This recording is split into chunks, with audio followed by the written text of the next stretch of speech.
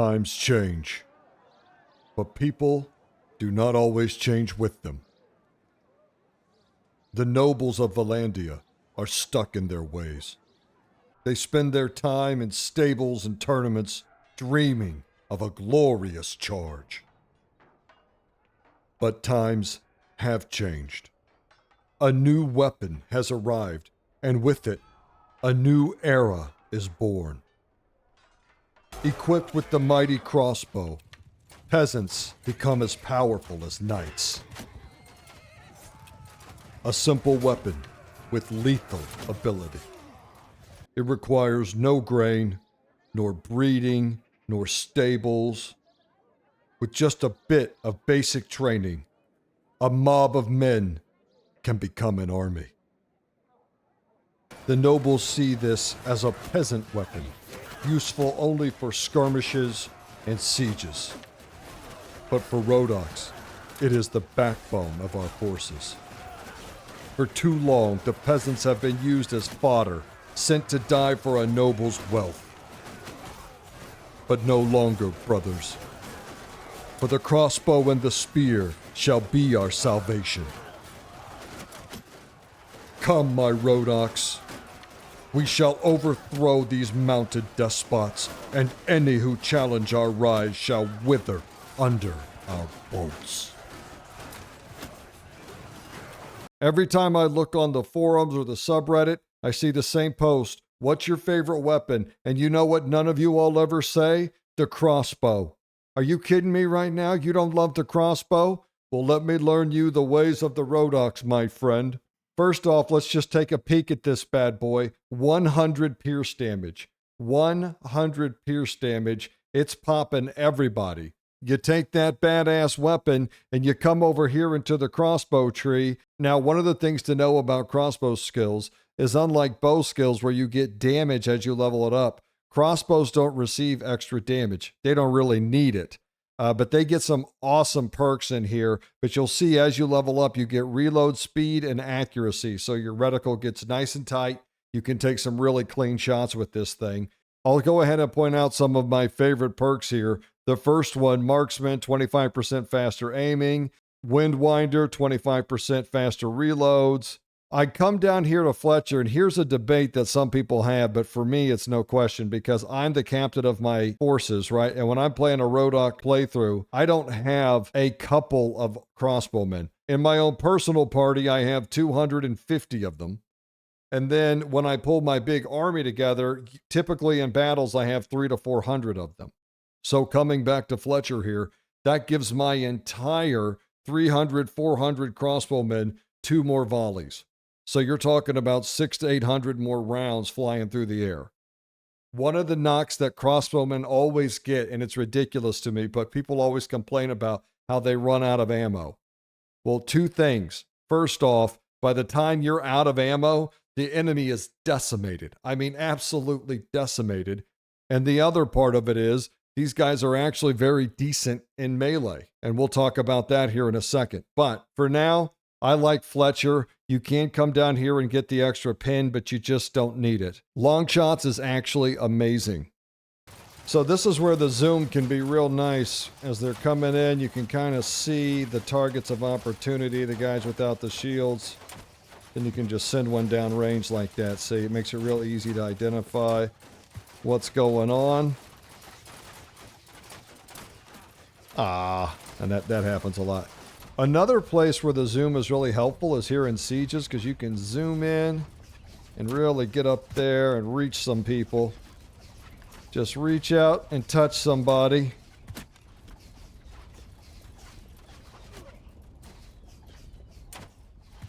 Sit down, Sarge.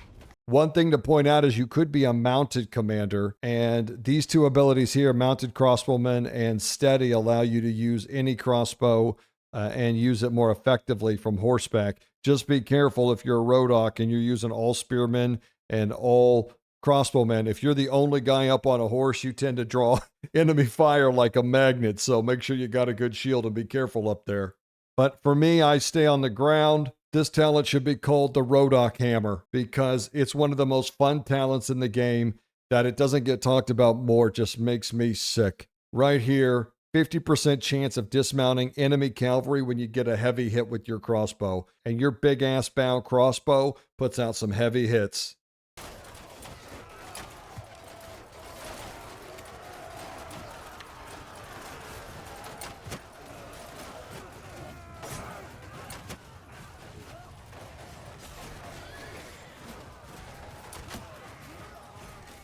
And speaking of strong talents, let's just go ahead and knock 50% off the wages of 2/3 of your army. Right here, minus 50% wages for tier 4 plus ranged troops. And I already showed you how many of those I have. I pointed out with crossbows as they level, you're not getting more damage, but with Mighty Pull here, the final talent, you do get more damage and you get some more reload speed, which allows you to really start pumping some rounds down range and putting out that damage. Now, it's no bow skill, right? It's not going to put it out like a bow, but it hits a lot harder. You can hold it forever. I'm telling you, family, you got to grab a big ass crossbow, grab yourself a bunch of crossbowmen, give yourself and them some extra ammo, get your long shots set up so you can really start plunking at range, get your hammer bolts to just be able to set those cavalry down every time they try to come charge your lines, and then you cut everybody's wages in half, and here at Mighty Pool, you're just a devastator. You're Warhammer 40K level of bolter now. Okay, you are ready to just lay waste to everyone. It's such a fun way to play. You got to check it out. And let's just talk about the backbone of that Rhodok army. Right here, the Valandian sharpshooter. Let's point out immediately that he also comes with this bound crossbow, 100 pierce. And you can have hundreds of them all putting these 100 pierce bolts through the air. People always like to complain about, oh, they run out of ammo. They run out of ammo. Yeah, that's what the sword and the car door are for. They're ready to chop it up. And let's look at something down here. What's it say right next to one-handed? 130. That's the same one-handed skill as a Legionnaire, a Sturgian Axeman. These guys chop it up. And remember, you're getting them at a 50% discount. So get stacks of them, let them fill the sky full of bolts, and then whatever's left, let them just pull out those swords and those big-ass shields and get to work. That's the Rhodoks Way. The other unit we want to use for our Rhodok army, the Valandian Sergeant. These are going to be your frontliners, and what a front line they are. They have this awesome spear, so they're very good against cavalry. Matter of fact, I think this is one of the best units against cavalry because every one of them has this long-ass fine steel spear. They're pretty good at stopping cavalry, and that's really all you need them to do. Just poke that horse right in the chest, get it to rear up, and make that cavalryman slow down just a little bit, enough for those crossbows to just lay into them. And they do their job outstandingly. Got a nice big shield to absorb enemy fire and protect themselves from javelins and axes and whatever else shit's flying through the air. And when it comes to their one-hander, which they also have, look right there, 130 one-handed. So they're pretty good at fighting. They can have a mace, which is awesome. They can also get an arming sword, and then they also have an axe. So they're going to get some variation of mace, sword, axe. So they do pretty good against other armor because of that combination. Their armor's not the best, but it's not that bad. And honestly, by the time stuff gets to these guys, you got to remember your sharpshooters have filled them up with bolts. So they're pretty good at holding their own. And really what you need them to do is to slow down the cavalry. That's the biggest risk to your Rhodok army, is just getting overwhelmed with cav. But these sergeants make sure that doesn't happen. And the last unit here, the Volgier, this one's optional. I mean, I like to sprinkle in a few. I only have like 37 of these guys, and I usually don't even carry this many. But, you know, if you want to go full sergeants, that's completely legit. But these guys like to hang in the very back. They've got some throwing axes, and these Volges just do the Lord's work, just chopping cavalry off their horses. So I like to include a few of them. I think they look awesome. And I just enjoy having that giant spear wall, and then they get those Volges sticking out in the back. I think it just looks badass. But you could go with just crossbowmen and sergeants too, if you want them just stick straight to the book. Nothing wrong with that. That's going to be just as successful. And you could really make some arguments that that's even better, because these guys do have some vulnerability, but they add just a little extra killing power to your infantry, which is kind of nice. But sharpshooters and sergeants, that's the Rhodoks way. You'll see my personal army is about 450, and about almost 250 of that is sharpshooters. And then the rest of it's just straight up infantry. And we've got them all right here. No cavalry at all. All my followers have crossbows. My healer here, she's a battalion girl, so I let her keep her bow. Then let's check out King Bodok here. He's just got the standard Valandian package. I've got these legendary mitts, got some lordly splint boots. I went ahead and just go with the Ranger's flag. When you're on foot, you spend so much of the game just closing with the enemy that getting your crossbowmen up there and gunning everybody down as quickly as possible just saves you a ton of time. Also, it's nice if you're kiting back to have your troops moving a little faster. Then, of course, we've got the ridged armed sword, the lordly pavis, and then that bound crossbow and those heavy bolts. Just the standard package here. It looks like a little turtle, doesn't he? It's a very defensive play style. You just sit there with your crossbowmen and your big-ass crossbow, and you take the targets of opportunity that present themselves. You look awesome, and of course, you top all that off with that badass mustache, and everybody wants a mustache ride from King Bodok. You can know that. And I've already talked about the crossbow tree, but here's the rest of the build. One thing to note is crossbow takes a while to level just because they're slow to reload. You got to land hits with them. So if you're going to get this up to 275 quickly, I'd max this out to 6 as quickly as possible. Remember, down here in athletics, you will get an extra control attribute right here. You only need 7 to max this out to 275. Just go to 6 and then go to 6 in endurance, and then you'll level this up because you'll get an extra endurance here, an extra control here, and this is the rest of my build. You don't have to do it this way. Do whatever you want. If you don't like tactics or roguery, you could put it down here. I have a steward. I have a medic. I don't do riding. I have a scout. I don't throw. I don't smith. I don't bow. So it's whatever. I was going to do some polearm to try it out a little bit, but then I just said, nah. One of the things I want to point out is this is probably one of the best starter campaigns that you can do. If you're a little confused on starting a kingdom, or you really haven't done it a lot and you're ready to take that step, but you're concerned with fighting on all these fronts and handling all the drama that comes with starting your own kingdom, well, this is a drama-free kingdom start, because what you can do is you can just take this upper corner of the map here, and I'll zoom out so you can see. Now, when I did my Rise of the Rhodoks, I started taking these cities because in Warband, the Rhodoks were down south and the Swadians were up north. But it's actually better to take these 2 cities, Ostrakhan and Roval, and then also you grab Turby Castle. Just start with these 3. And then what happens here is that you have this perfect choke point, and you can just set your army right here. And anyone that wants to come raid your lands or attack your fiefs or whatever, they have to come right through here. Another great benefit to being up here is you can see it snows. Now, remember, snow does hurt accuracy and damage of ranged units, but it will also hurt the enemy's ranged units, and your crossbows tend to outperform other types of ranged in the snow. But you're probably going to want to get within like 100 meters or so before you start opening fire. You're going to have to get a little closer in the snow than what you're used to. But in my experience, crossbows outperform other ranged units in the snow. So it doesn't hurt you as bad as it hurts them. Another huge benefit of the snow, remember, is it completely neutralizes cavalry. Cavalry is worthless in the snow because they're very slow while they're charging into your 200-300 crossbowmen. I mean, it's a dream. So it hurts you a little bit, but it completely neutralizes your opponent's strengths against you. So this is some really nice terrain and weather for supporting your Rhodok armies. I mean, you just really plays to your strengths. And you can see I have my own personal army of 369, but what you want to make sure that you do, and you're going to have plenty of money to do this between your 2 cities and your castle, is you want to come in and you want to start your own parties. Right? So I could even have one more party than I have.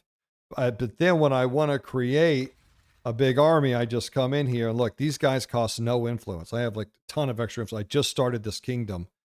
But then you just call them, and then they come, and then they help you hold this checkpoint. And so any army, whether it's the Valandians or Battanians, they're going to have to come right through here and into this army of 810 right to me. And if they have a big army of 2,000 or something, then I'll just retreat into the keep that they want to take, or I'll let them siege it, and then I'll bust in There's a ton of ways you can do it, but this is a very, very nice area because you can just control everything coming in and out right here at this one checkpoint. Some people have asked me, have you ever just grabbed a small bit of territory and tried to hold it?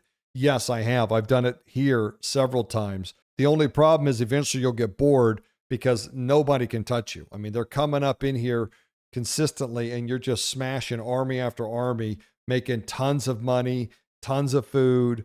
Your cities and your villages aren't getting raided, so your wealth is just increasing. It's a great way to start a kingdom. And from there, you just branch out slowly, conquering all the Valandian lands and converting those Valandian nobles to the ways of the Rhodoks. And then eventually, of course, old King Dirthy's got to go. And now these are all Rhodok lands, baby. Okay, we always like to finish by showing off the troops, so we'll do that. Now, one of the things you want to do right away, select your crossbows and have them hold fire until it's go time, because they do have a limited amount of shots and we want to maximize the damage those shots are doing. Oh, look who it is down there. Look at that cutie. That's my girl, Ellis. She's a dream. She's given me some sons. She's just the best. And, you know, she was the daughter of Dirthheart. And then we got hitched. And we ditched the horse and we converted her to the ways of the Rhodok. And now she's a true Rhodok queen. Look at her. We need to get her a bound crossbow. I think she's got the 70 skills it requires. You know what? Let's just do a volley or two here. There you go. Clear. I mean, just look. Isn't it amazing? Spears, crossbows, and hoes, all a Rhodok knows. And we're just going to give these guys the bolter treatment. That's what they're going to get. Just put that warhammer on them. You can start letting them shoot from here, and they'll start doing damage. But I'm kind of a whites of their eyes kind of guy. Let them get in nice and close, right about there. And then here we go. Let's just... And then what I do is I just move the infantry in, and I'm just going to send them in. And what that's going to do, and now I only want them to hit a part of the line. Okay, they're going to stop. That was a huge mistake. They should not have stopped. And actually, when it comes to my bolts, see, I only have 22 of them. I'm waiting for this cav to come in. I'm going to go ahead and send the infantry in. And you'll notice that I'm just trying to hit one side of the wall. And this really puts the enemy infantry in a position here, because if they turn in to flank my infantry, then my crossbows are going to shoot them in the back. And if they keep coming at me this way, then my guys are going to mulch them and then turn them back. And I mean, they're just going to be wedged in hell here. And, you know, you just really want to put your enemy in a bad position. And that's what we're doing. I'm kind of the king, so I think I'll just sit back here. But look, these guys do fine. They're doing fine. Remember when you're fighting armor with swords, that stab damage is really what you want to get in there. Oh, well, didn't get to show it off. But look, they did fine. They do fine, and, no, don't go running off everywhere. Okay, and then we just shut it down. We turn off the death faucet and let them reset. You guys bringing some more, or you had enough? Dude, this is such a fun playstyle. And look at y'all, huh? Favorite weapon, not the crossbow? Are you out of your mind? This thing is a dream.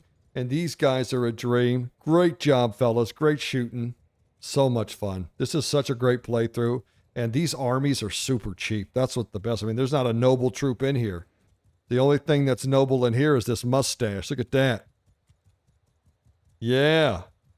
You don't want none of the mustache. I can promise you that. I think they just took off. Did they just leave? They're not going to bring in the... That's it. Okay. And that's how it's done.